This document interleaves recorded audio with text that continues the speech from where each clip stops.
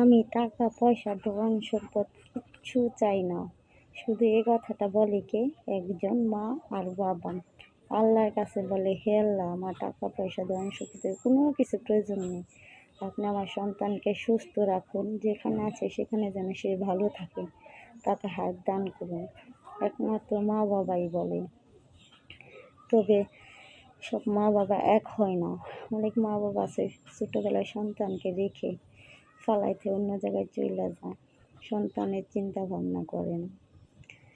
আবার যে সত্যিকারী মা বাবা সন্তানদের ভালোবাসে, সে শুধু ভাবে যে বাবা অনেক কষ্ট করে যে আমার সন্তান কী খাইব, কী চাইব, যে জিনিসটাই চাক, যে জিনিসটাই খেতে চাক, সে জিনিসটা যেভাবে হোক, যে করে হোক, বাবা জোগাড় করে আনে সন্তানকে দেয়। আর মা নিজে না খাইয়া সন্তানকে খাওয়ায়, কারণ বলে আমি খাইছি, তুমি খাইয়া নেও। একেই বলে সত্যিকারী মা বাবার ভালোবাসা। সব মা বাবা এক হয় না, সেজন্য বলি মা আর বাবা তাদের মতো আপন কেউ হয় না, কেউই না।